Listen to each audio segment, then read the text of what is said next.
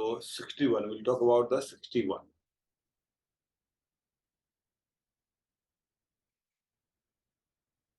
अच्छा, अरे मुझे देखना भी तो पड़ेगा। Question number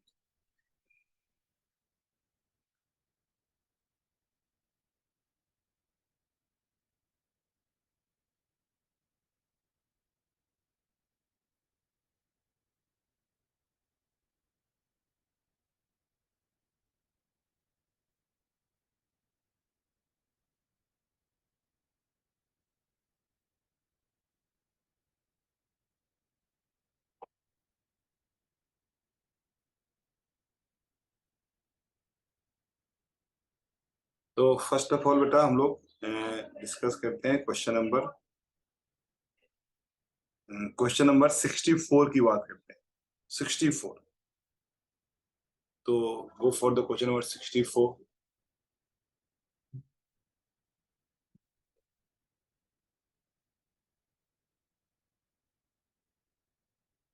64। So what is the absolute configuration of the following molecule? What is meaning of absolute configuration? तो बेटा absolute configuration का meaning होता है RS configuration. You know there are 3 types of configuration. So that is RS configuration, that is absolute configuration. Then we have D and L configuration. ठीक है, और वो तो बेटा एक्सपेरिमेंटल होता है बेटा, वो हम बता ही नहीं सकते हैं। एंड देन इधर ये capital D and capital L configuration, और उसको हम लोग बोलते हैं relative configuration, that is called relative configuration. ठीक है, तो यहाँ बात कर रहा है बेटा एब्सोल्यूट कॉन्फ़िगरेशन, मतलब ये बात कर रहा है बेटा, note for the purpose of this question only the order of stereo center is not specified, that is RS or SR। ठीक है, for the purpose of these questions only the order of stereo center is not specified, that is RS या SR कुछ भी हो सकता है। ठीक है, ठीक है, तो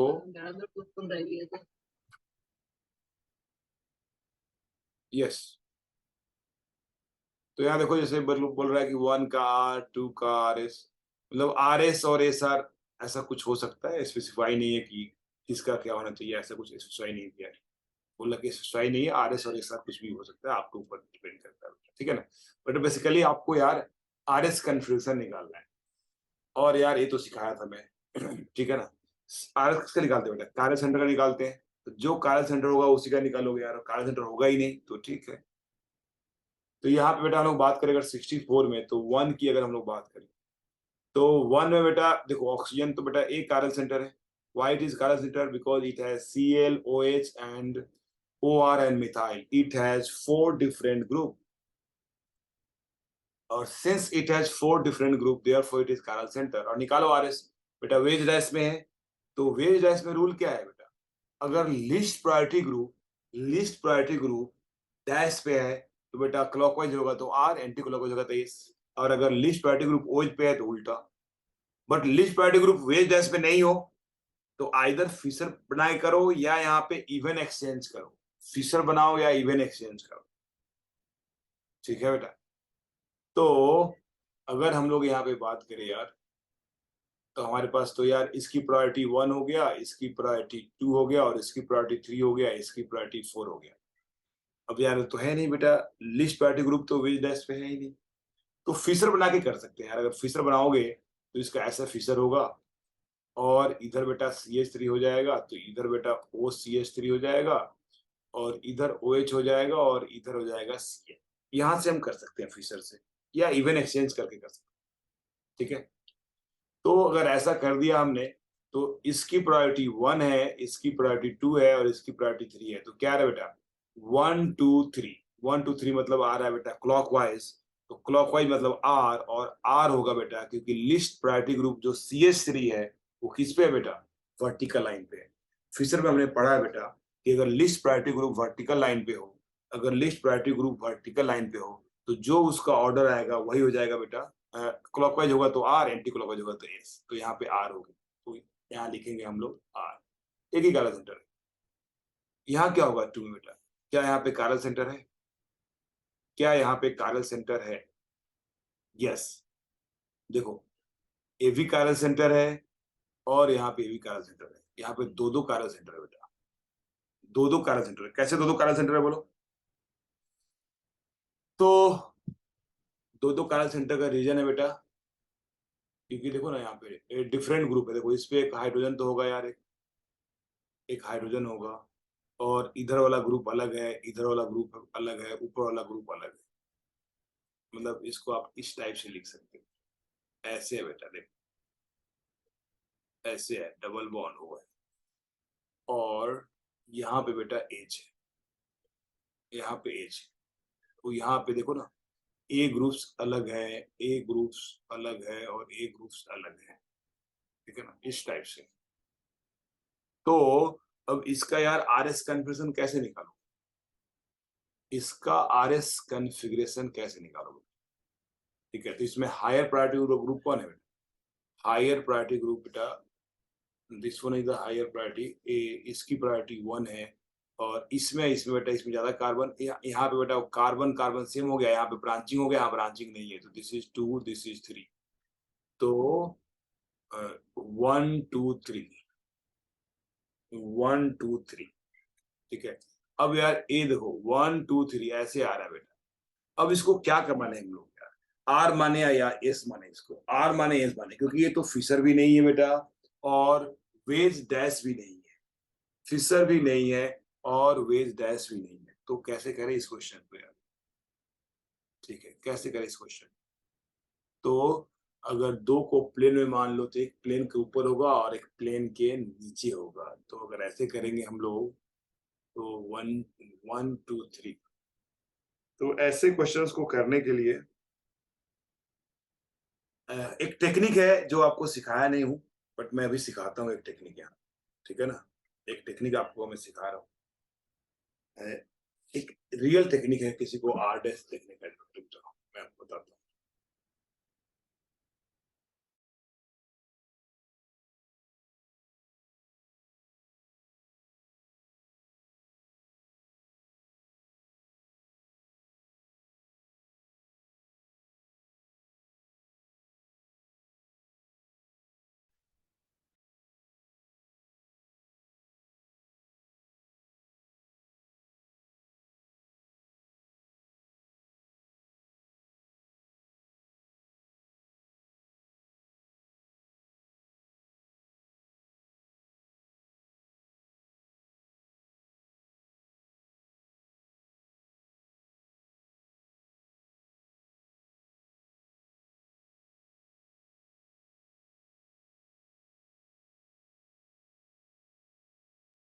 देखो ना बेटा, एक टेक्निक है जो आपको सिखा रहा हूँ मैं। अच्छा दिखेगा क्या आपको?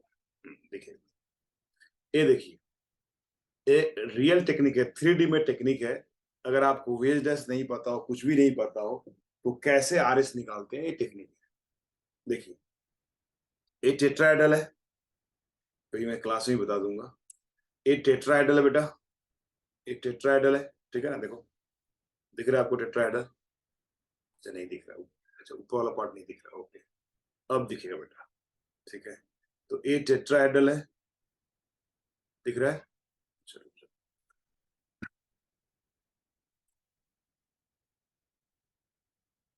ये देखो बेटा, अभी दिख रहा होगा क्लियर? ठीक है ना, तो ये हमारा टेट्राहेड्रल है, ऐसे देखो। अब इसमें क्या करेंगे बेटा हम लोग? अगर इसको हमने ऐसे कर लिया, इसको अगर जो लिस्ट प्रायोरिटी ग्रुप है, रूल क्या बेटा, जो लिस्ट प्रायोरिटी ग्रुप है उसको अपने से दूर रखें। लिस्ट प्रायोरिटी ग्रुप को अपने से दूर रखिए। तो कैसे रखोगे? मान लो ये लिस्ट प्रायोरिटी ग्रुप है, तो इसको दूर रखो अपने, तो ऐसे रख दिया बेटा, ऐसे किया, लिस्ट प्रायोरिटी ग्रुप दूर चला गया। ठीक है ना, आपसे खुद से दूर रखिए लिस्ट प्रायोरिटी ग्रुप को। अगर आपके पास है तो देखो, फील करो इस चीज को। अगर चार, सारे के सारे 4 पेन लेकर बैठो, पेन लेकर बैठो, मैं सिखाता हूँ। 4 पेन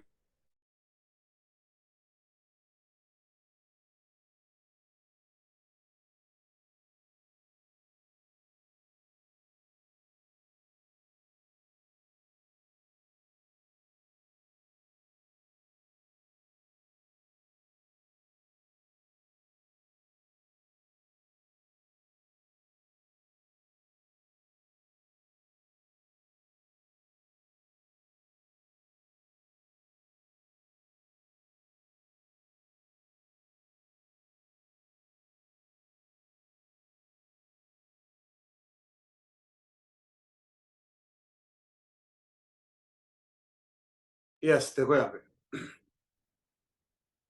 तो हमारे पास ऐसे 4 पेन लीजिए आप लोग और टेट्राहेड्रल बनाइए, और मान लो ये लीस्ट प्रायोरिटी ग्रुप है। इस ग्रुप को क्या करो, आप अपने से दूर करो। दूर कर रहे हैं हम, अपने से दूर करना है। तो 3 हमारे पास आ गया बेटा, 3 हमारे पास आ गया, और एक क्या हो गया, आपकी तरफ चला गया, बटन दूर चला गया जो है। और ये जो 3 बच गया ना, इसका देखना होता है क्लॉकवाइज या एंटी क्लॉकवाइज। इसका देखना होता है क्लॉकवाइज या एंटी क्लॉकवाइज। अगर एक क्लॉकवाइज है, अगर एक क्लॉकवाइज है तो आर, और अगर ये एंटी क्लॉकवाइज है तो एस। ये रियल है, मतलब अगर 3D में अगर मॉडल, अगर आप ओलंपियाड का एग्जाम देते तो वहां पे बेटा मॉडल दिया जाता है मॉलिक्यूल का, वहां से बताना होता है। तो देयर इज नो फिशर और देयर इज नो निमन प्रोजेक्शन इन 3D मॉडल। 3D मॉडल में क्या करते हैं, जो लिस्ट प्रायोरिटी ग्रुप है उसको अपने से दूर रख देते हैं। जो लिस्ट प्रायोरिटी ग्रुप है उसको अपने से दूर रखते हैं, ठीक है ना। और उसका जो है आरएस कन्फ्यूजन निकालते हैं। कैसे बेटा, तो रिमेनिंग जो बच जाएगा ग्रुप, वो 3 बचेगा ना। देखो ये रिमेनिंग क्या हुआ, 3 बचा। इस तीनों को देखो बेटा, ये अभी मैं आपकी तरफ किया हूँ, आपकी तरफ नहीं, अपने आप तरफ रखना है बेटा इसको। और इसको क्लॉकवाइज घुमाओ, एंटी क्लॉकवाइज। अगर एक क्लॉकवाइज है तो आर, और एंटी क्लॉकवाइज है एस, ठीक है ना। समझाया मैं क्या समझाया बेटा। अब उसी को बेटा तब यूज करना है कि जब आप नहीं बता सकते हो कि एस है या आर है, एट दैट टाइम बेटा, जब फिशर भी नहीं हो, वेज डैश भी नहीं हो, एट दैट टाइम एक कंसेप्ट आपको यूज करना है। तो हमारे पास बेटा यहाँ पे है, देखो ये हमारे पास 1 है, ये हमारे पास 2 है, और ये हमारे पास 3 है। और जो लिस्ट प्रायोरिटी ग्रुप है 4, ये तो होता है ना। ब्रिजेट क्या होता है, ब्रिजेट तो ऐसे ही होता है बेटा। देखो एक ब्रिजेट है, एक एक चेन है, और एक चेन है, और एक चेन है, ये ब्रिजेट है। तो इसको फिशर हो ही नहीं सकता है, वेज डस्ट हो ही नहीं सकता है। तो क्या कर दिया हम लोग, उसको दूर कर दिया बेटा। और इसको अरेंज करने की कोशिश करो, इसको अरेंज करने की कोशिश करो क्लॉकवाइज या एंटी क्लॉकवाइज। और अगर क्लॉकवाइज है तो आर, एंटी क्लॉकवाइज है एस। तो क्या होगा बेटा, इसको जब अरेंज करोगे, इसको जब अरेंज करोगे तो देख रहे हो ऐसे आएगा ना यार, ऊपर से आएगा A1 2 3। क्या दिख रहा है आपको, ऐसे दिख रहा है ना यार, ऐसे दिख रहा है। तो क्या आ रहा है बेटा, ये 3D में थिंकिंग करने की कोशिश करो, 3D में थिंक करने की कोशिश करो। ऐसा है बेटा, देखो ए हो गया 1, ए हो गया 2, एक है 3। ये क्या हो रहा है, एंटी क्लॉकवाइज आ रहा है, ये एंटी क्लॉकवाइज आ रहा है। एंटी क्लॉकवाइज आ रहा है मतलब क्या हो गया, एस हो गया बेटा, ये एस हो गया। ऐसे यहाँ पे फर्क नहीं पड़ेगा, एक एस आएगा एक आर आएगा तो चलेगा, यहाँ पे फर्क नहीं पड़ेगा। बट एस हो गया क्योंकि ऐसे आ रहा है, तो ऐसे आ रहा है तो क्या हो गया, ये एस हो गया, ठीक है ना। यहाँ पे क्या होगा बेटा, यहाँ पे भी सेम होगा, एक एच। तो इसकी प्रायोरिटी 1 होगा, इसकी प्रायोरिटी 2 होगा, और इसकी प्रायोरिटी 3 हो गया। अब एक क्या आ रहा है बेटा, यहाँ भी ऐसे आ रहा है, यहाँ भी आ रहा है बेटा। क्या देखो ना, 1 2 3, तो ऐसे आ रहा है एस। बट यहाँ एच आपके सामने है, यहाँ पे एच आपके सामने है, तो जो आ रहा है उसका उल्टा करोगे। देखो अगर एच मेरे सामने है, अगर जो आ रहा है उसका उल्टा करेंगे, ठीक है ना। तो यहाँ क्या हो जाएगा, आ रहा है एस 1 2 3, आ रहा है एस, बट होगा क्या बेटा, आर। तो एक आया एस, एक आया आर, ठीक है ना। तो आप आर एस लिखो या ऐसा लिखो, कोई फर्क नहीं पड़ेगा। बोल रहा है कि दोनों में से कुछ भी लिख सकते हैं, ठीक है ना। अगर ये नहीं समझ में आया तो मैं कभी क्लास में बता दूंगा आपको जो है, ठीक है ना। हो सकता है ऑनलाइन में ये चीजें समझने में थोड़ा डिफिकल्ट हो, तो मैं आपको क्लास में समझा दूंगा। नाउ यहाँ पे क्या होगा, थर्ड में क्या होगा बेटा, तो थर्ड में बेटा इस पे कैसे डिसाइड करोगे बेटा। तो देखो ये नाइट्रोजन है, कार्बन है, तो नाइट्रोजन का 1 हो गया। एक कार्बन है, एक कार्बन है, और एक कार्बन है, तो किसका हो गया बेटा बोलो। इस कार्बन कार्बन तो सेम हो गया। देन बेटा इस पे नाइट्रोजन है और इस पे ऑक्सीजन है, और इस पे ऑक्सीजन है, तो किसकी ज्यादा प्रायोरिटी बेटा बोलो, विच इज हायर प्रायोरिटी। तो यू नो दैट बेटा, नाइट्रोजन का एटॉमिक नंबर ज्यादा है तो उसकी प्रायोरिटी क्या होगी। अच्छा नाइट्रोजन और oxygen, which is higher priority atomic number, carbon oxygen की ज्यादा है ना बेटा।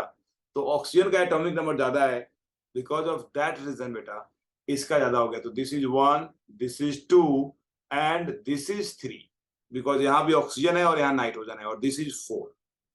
तो यहाँ पे लिस्ट प्रायोरिटी ग्रुप डैश पे है, तो आप सिंपली निकाल लो बेटा 1 2 3, 1 2 3। तो क्या हो गया, क्लॉकवाइज या एंटी क्लॉकवाइज, आ रहा है क्लॉकवाइज, दैट इज आर, और आर आ रहा है बेटा, आर ही बोलोगे। तो क्या आया बेटा आपको, क्या है बेटा, 1 को आर आया, 2 को बेटा एस आर आया, या आर एस बोलो, कोई फर्क नहीं पड़ेगा। 3 को बेटा आर आया। अब नाउ गो फॉर द 4। 4 को कैसे निकालोगे बेटा, तो 4 को बेटा आप इसको चाहो तो बना सकते हो क्या, तुम न्यूमन बना सकते हो या फिशर में, ऑलवेज मेक ए फिशर बेटा। तो इसका फिशर ड्रॉ करेंगे हम लोग। फिशर के लिए बेटा ये सीएल नीचे है, इसको पहले रोटेट करोगे। देखो फिशर के लिए बेटा ये दोनों सीएल अप साइड होना जरूरी है, दोनों को दोनों अप साइड होना जरूरी है। तो हमारे पास बेटा ऐसा होगा, ये सीएल ऊपर है और ऐसे बेटा एफ एफ और ऐसे बी आर। फिर बेटा इसको इसको घुमाएंगे बेटा, ऊपर करेंगे बेटा सीएल को ऊपर करो तो फिर यहाँ ए चेंज हो जाएगा, इधर आएगा बेटा एफ और इधर आएगा बी आर। तो क्या आ रहा है बेटा यहाँ पे, ऊपर में सीएल नीचे में सीएल, इधर आ रहा है बेटा एफ एफ, इधर आ रहा है B R and B R, ऐसे हो रहा है बेटा। ठीक है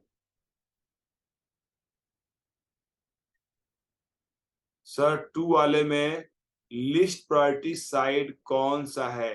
थर्ड में, 2 वाले में थर्ड में, ये समझा नहीं बेटा?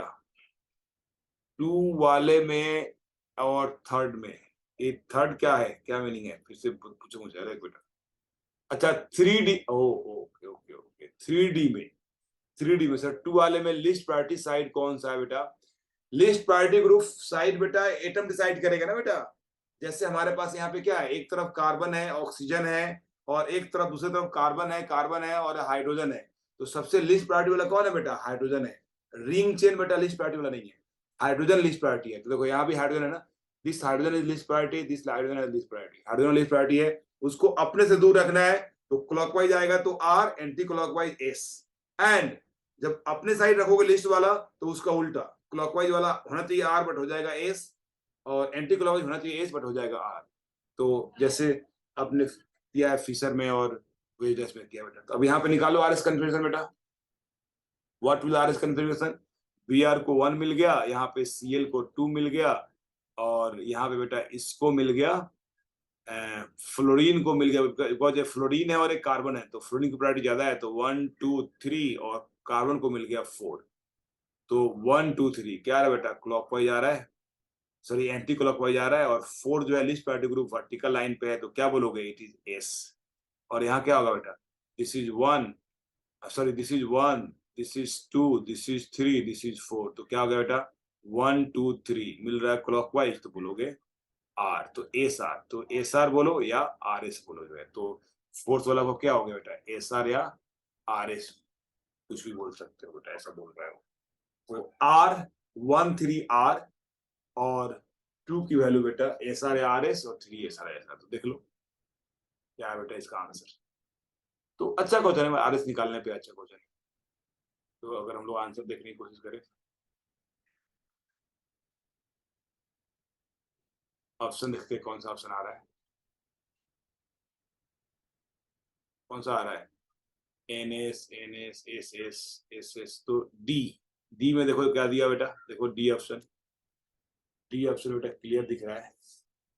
यस बेटा sir, third list priority dash, so R S बन जाएगा ना सर। थर्ड में लिस्ट प्रायोरिटी डैश है, सो थर्ड में बेटा ऐसा क्या है यार, थर्ड में list priority dash, so R बेटा लिस्ट प्रायोरिटी ग्रुप जब डैश पे हो ना, तो जो है वही बनता है ना बेटा। करना बेटा, जब लिस्ट प्रायोरिटी ग्रुप डैश पे है, वेज डैश में, तो जो आएगा आपका वही रहेगा। आर है तो आर रहेगा, एस रहेगा तो ये रहेगा। अगर बेटा वेज वेज पे रहता तो उल्टा करते हैं, वेज पे रहता तब उल्टा करते हैं। तो आंसर शुड बी डी, इसका जो आंसर होना चाहिए बेटा वो डी होना चाहिए। ठीक है ना? चलो बहुत से बेटा, हम लोगों ने बहुत टाइम ले लिया बेटा एक क्वेश्चन में करने में। ठीक है, we have taken lots of time. Next बेटा, we have to question number next 65। ठीक है, 65, the number of all the possible stereoisomers formed by the given compound is, the number of all the possible stereoisomers formed by the given compound, all the possible stereoisomers। क्या होगा all the possible stereoisomers? तो बेटा यहाँ पे सोचो ना, देखो double bond यार, देखो डबल बॉन्ड ना ज्योमेट्रिकल सेंटर है और ना ही ऑप्टिकल सेंटर है। रिंग में अगर एक डबल बॉन्ड है काम का नहीं है, this is the chiral centre और this is the chiral centre, ये दोनों का दोनों कायरल सेंटर है। But tell me, asymmetrical chiral centre या अनसिमेट्रिकल कायरल सेंटर, देख रहे हो? इधर इस पे इधर वाले ग्रुप सेम है, इस पे इधर वाले ग्रुप, मतलब यार symmetrical chiral centre, symmetrical chiral centre, ठीक है? तो सिमेट्रिकल कायरल सेंटर मतलब दो कायरल सेंटर तो है, तो दो कायरल सेंटर है, और अगर अनसिमेट्रिकल होता बेटा, अनसिमेट्रिकल होता तो आंसर 4 होता, और सिमेट्रिकल है और इवन नंबर है, देखो सिमेट्रिकल है और इवन नंबर है, तो क्या होगा आंसर बेटा? सिमेट्रिकल है और इवन नंबर है, तो आंसर क्या होगा बेटा? तो क्या होता है फॉर्मूला? अगर फॉर्मूला लगाओगे तो 2 raise to 2 minus 1 plus 2 raise to 2 by 2 minus 1, that is 2 plus 2 के पावर 0, दैट इज 3, तो 3 होना चाहिए। चाहो तो आप बनाकर देख सकते हो 3 हो रहा है कि नहीं। ये दोनों का दोनों ऊपर होगा बेटा, ये दोनों का दोनों देखो ऐसे हम लोग ड्रॉ करेंगे, ऐसे ड्रॉ कर सकते हैं, ऐसे ड्रॉ कर सकते हैं, ऊपर में CH3H और एक डबल बॉन्ड है और यहाँ भी डबल बॉन्ड है, इसमें एक CH3 है और इसमें एक CH3 है, तो यहाँ पे कुछ सिमेट्री मिल रहा है क्या? नहीं, ए ऑप्टिकली एक्टिव है because it has no plane of symmetry, देखो कोई भी प्लेन ऑफ सिमेट्री नहीं है, कोई भी प्लेन ऑफ सिमेट्री, ऐसे कट कर दो कुछ नहीं होने वाला है। बट अगर बेटा इसका दूसरा फॉर्म जो हो जाएगा तो दिस इज ऑप्टिकली एक्टिव और इसका एक मिरर इमेज बनेगा बेटा, ठीक है ना? दूसरा बेटा अगर इसका ट्रांसफॉर्म लोगे, देखो इसका जब ट्रांसफॉर्म लोगे बेटा तो क्या आएगा? यहाँ पे H आएगा, यहाँ पे CH3 आएगा, यहाँ पे CH3 आएगा, यहाँ पे H आएगा, और इधर एक CH3 है और इधर एक CH3 है, तो इसमें क्लियर दिख रहा है बेटा इसके पास सेंटर ऑफ सिमेट्री है, इसके पास सेंटर ऑफ सिमेट्री, H ऊपर H नीचे, CH3 ऊपर CH3 नीचे, CH3 इधर CH3 इधर, it has centre of symmetry, this is optically inactive, तो इसका मिरर इमेज क्या होगा? नहीं होगा, आइडेंटिकल हो जाएगा, तो आंसर कितना हो जाएगा? 3 इज द राइट आंसर, तो 65 का 3 हो जाएगा बेटा, ठीक है ना? लिखने की जरूरत नहीं है, डायरेक्ट आपको दिख रहा है ना सिमेट्रिकल सेंटर है, देखो ए और ए दिखने में एक जैसा है, तो बेटा कारा सेंटर 2 हो गया एंड सिमेट्रिकल है, इवन नंबर है, तो डायरेक्ट फॉर्मूला लगा और कर सकते हो क्योंकि यहाँ पे फॉर्मूला अवेलेबल है। नेक्स्ट बेटा शायद 66 है बेटा, 66, 66 अच्छा क्वेश्चन है बेटा, 65 अच्छा क्वेश्चन, ठीक है। बोल रहा है रिलेशनशिप क्या होगा इसके बीच, the relationship of the following pair of isomers, the relationship among the following pairs of isomers, the relationship among the following pairs of isomers is, बेटा 6 मेंबरिंग है और ए बेटा 4 मेंबरिंग है, अच्छा सब में 6 कार्बन 6 कार्बन आइसोमर्स तो है ही बेटा, कौन सा रिलेशन है यार? क्लियर दिख रहा है बेटा, देखो 1 में क्लियर दिख रहा है कनेक्टिविटी चेंज है, अगर कनेक्टिविटी चेंज है तो क्या बोलते हैं इसको? स्ट्रक्चरल आइसोमर्स और कॉन्स्टिट्यूशनल, क्या बोलते हैं बेटा? सिंस यहाँ ऑप्शन में दिख रहा है कॉन्स्टिट्यूशनल, तो constitutional, constitutional, that is a का आंसर हो जाएगा ए, constitutional.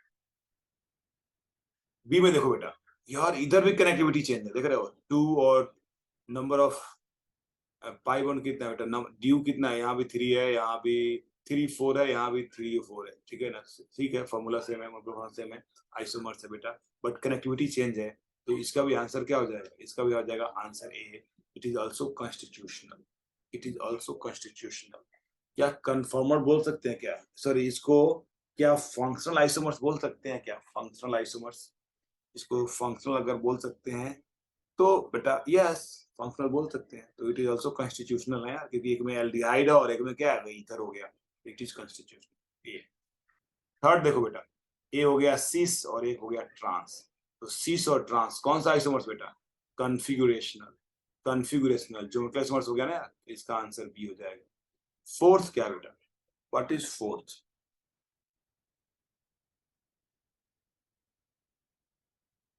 What is fourth? Fourth में क्या बेटा? ये देख रहे हो आप, कायरल सेंटर है, ये भी कायरल सेंटर है, और दोनों का दोनों ऑप्टिकली एक्टिव है, दोनों का दोनों ऑप्टिकली एक्टिव है, तो क्या बोलोगे? और मिरर इमेज भी है, तो ऑप्टिकल आइसोमर्स है, बोथ आर ऑप्टिकल आइसोमर्स, तो क्या हो गया? 4 का हो गया डी, तो 1 का ए, 2 का ए, 3 का बी, 4 का डी है। कन्फर्मर इसमें कोई नहीं है, कन्फर्मर इसमें कोई भी नहीं है, ठीक है बेटा? चलो गुड। आंसर देख लेना, उसके अनुसार से कौन हो जाएगा बेटा। तो क्या हो जाएगा, 1 का ए आया और 2 का भी ए आया, कोई है क्या 1 का ए 2 का ए?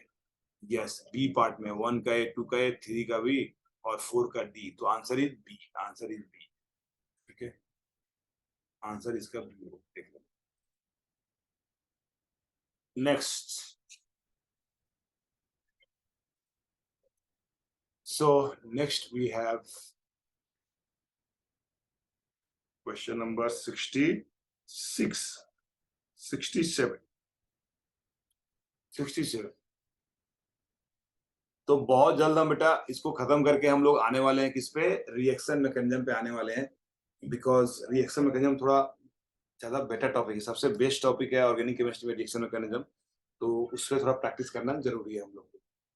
The structural formula of this compound is Son below. देखो स्टाइवेन एक कंपाउंड है, नाम इंपॉर्टेंट नहीं है यहाँ पे, तो ये दिया हुआ है, how many stereogenic centres are there. बेटा तो स्टीरियोजेनिक सेंटर कायरल सेंटर पूछ रहा है बेटा, देखो एक तो कायरल सेंटर दिख रहा है, एक कायरल है क्या, देखो ए ब्रांचिंग दोनों ब्रांचिंग क्या है, सेम है कि एक जैसा है बेटा, इसका पड़ोसी अलग है, इसका पड़ोसी अलग है, देखो ये भी एक कायरल सेंटर है, ये भी एक कायरल सेंटर, देखो ए और ए देखने में सेम है बट इधर अलग है और इधर कुछ और है, because of this reason a chiral centre है। व्हाट अबाउट दिस, ए अलग है, ए अलग है, हाइड्रोजन अलग है, ये भी एक कायरल सेंटर है, ये भी एक कायरल सेंटर है, ये तो डबल वन हो गया तो कायरल सेंटर नहीं हो सकता, ये है क्या, एक इधर अलग है, एक इधर अलग है, एक इधर अलग है, that 2 + 2 + 4 is 5, D is the right answer, D is the right answer। देख रहे हो, what is meaning of stereo centre यार, 4 डिफरेंट ग्रुप होना चाहिए, अगर किसी पे 4 डिफरेंट ग्रुप है तो क्या बोलोगे आप, यस स्टीरियो आइसोमर्स होगा, 4 डिफरेंट ग्रुप्स है यहाँ पे। नेक्स्ट क्वेश्चन नंबर 67 हो गया, 68,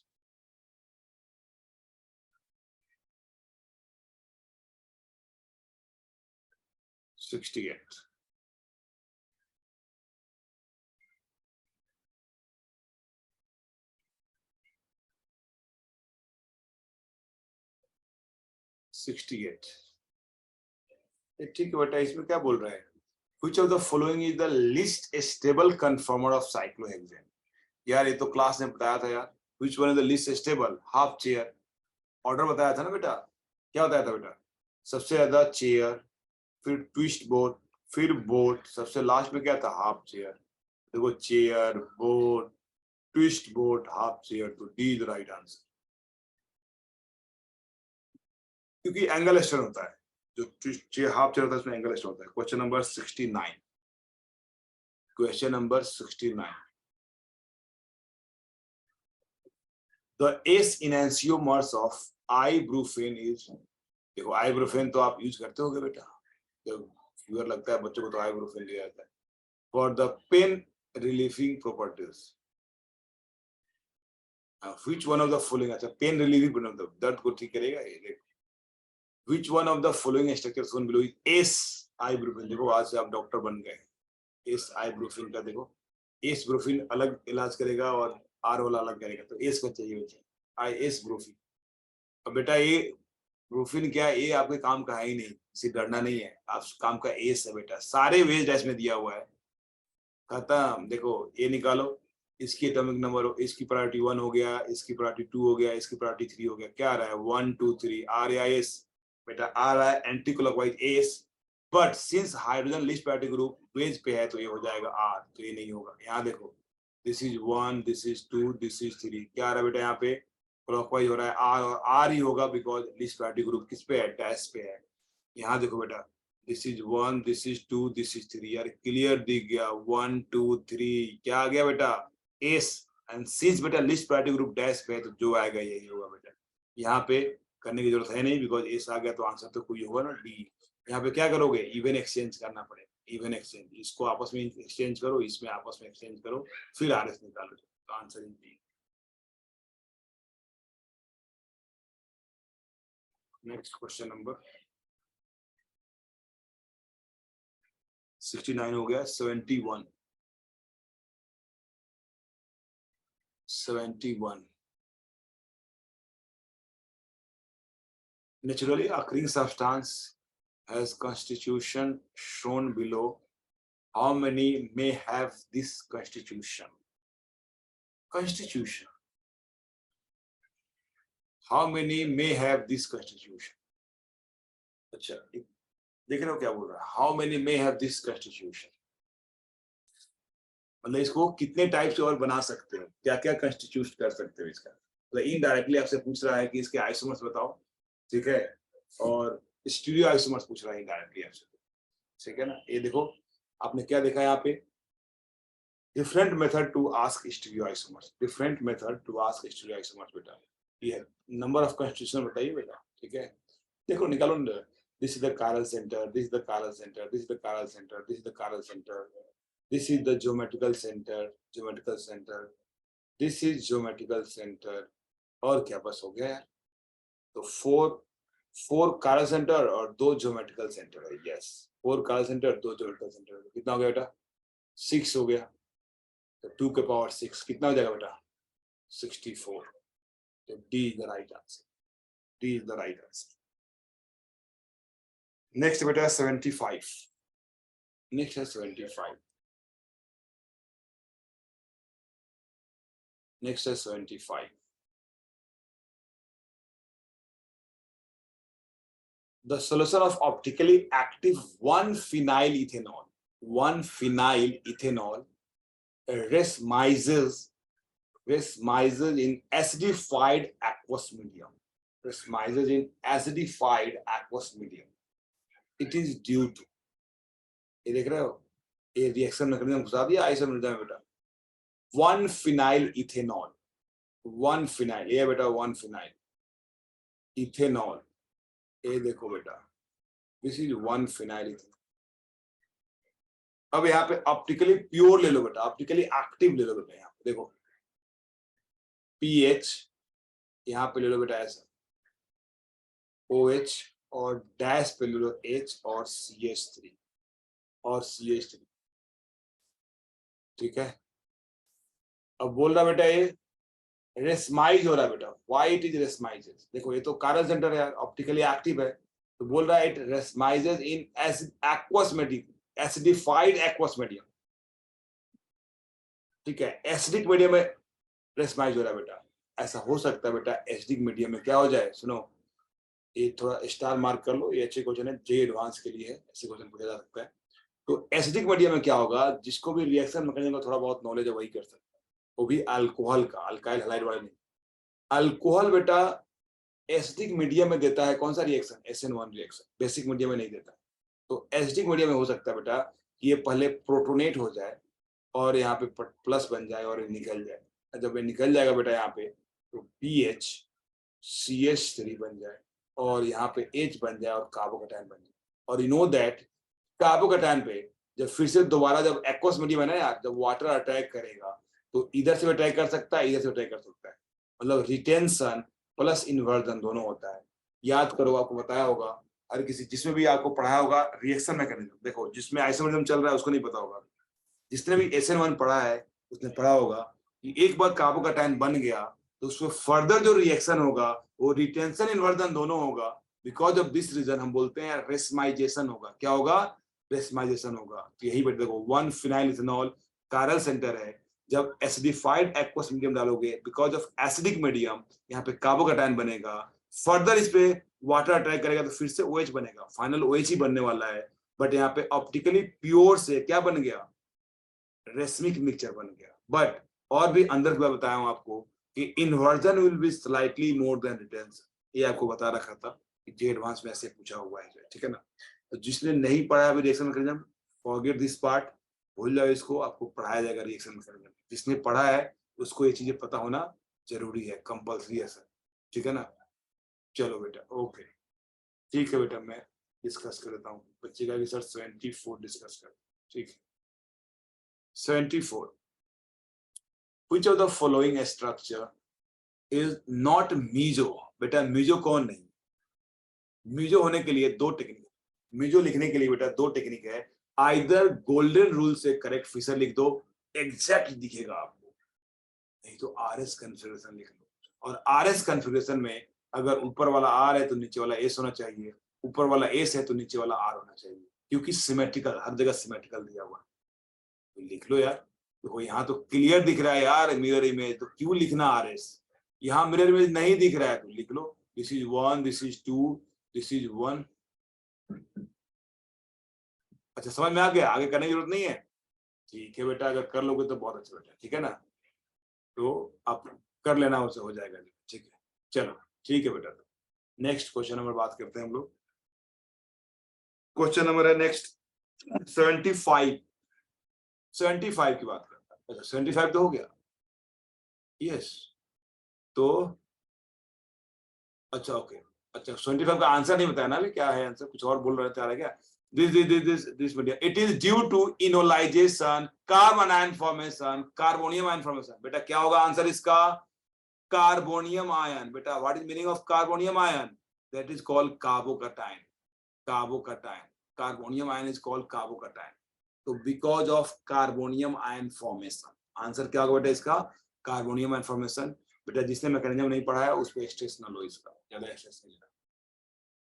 next last question for today. आज बहुत कम क्वेश्चन पूछा तुम लोगों ने यार, मैच्योर्ड हो गया तुम लोग।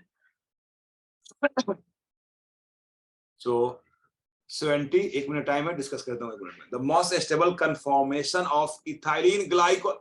बेटा ethylene glycol, what is ethylene glycol? This is ethylene glycol यार। याद करो बचपन का दिन, जब ये दो ग्रुप बेटा OH OH हो जाए, तो जब इसका बेटा गॉस फॉर्म बनाओगे तो यहाँ पे क्या हो जाएगा बेटा? याद करो, हाइड्रोजन बॉन्डिंग हो जाएगा ना रे यहाँ पे। और एंटी में ऐसा कुछ हाइड्रोजन बॉन्डिंग नहीं होगा। तो बिकॉज ऑफ दिस रीजन कौन ज्यादा स्टेबल है? Gauche is the most stable. It is very very important for NEET, very very important for JEE Mains, very very important JEE advance, सारे एग्जाम के लिए important है बेटा ये, ठीक है ना। यस, तो दैट्स ऑल फॉर टुडे। आज बहुत कम पूछे हो तुम लोग। तो हम लोग बेटा अभी क्या करेंगे इसको, ठीक है ना। फिजिकल की बारी, यस अलेक्स बेटा, फिजिकल पार्टी, फिजिकल की बारी आएगी मंडे को बेटा। 100% मैं पहले ही बोल रहा हूँ, मंडे को मैं लेवल 1 करूंगा, ionic equilibrium. Ionic equilibrium level 1, Narendra Awasthi का 20 क्वेश्चन, 1 to 20 क्वेश्चन। पता नहीं हो पाएगा कि नहीं हो पाएगा एक 1 आवर में, बट ट्राई करूंगा करने का, ठीक है ना। 1 to 20, ठीक है बेटा। तो फिजिकल मंडे को, फिर बेटा नेक्स्ट वीक में चलेगा आइसोमेरिज्म खत्म करके फिर रिएक्शन। मंडे को रखते हैं